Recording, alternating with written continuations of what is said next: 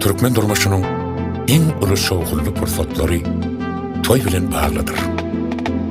Hiçbir baltı urmağın angsat bolmayışı yari, dine toy tutayan oğuzun değil, eğitim bütün oğvan, şehrin şartlığını buğsuzluk toyun kurumasılık hem öğelerini angsat düşmeye.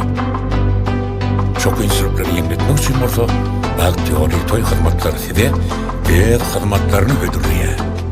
Baltiyori toy çadırlarından başlayıp, yaşlın gece geyimlerine çenli önünde cemliye. Balta varyan yolların en nayvaştığı Balt yoludur.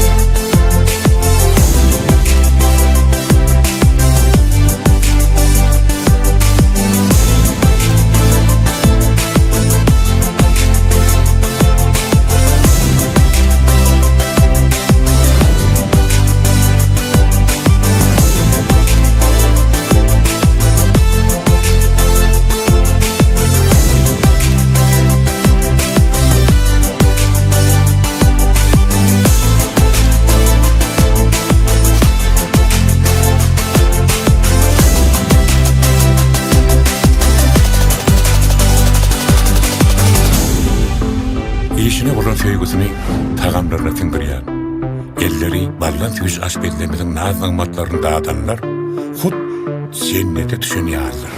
Hızmatları hızmat şekilli, Balt yori toy hızmatlarındadır.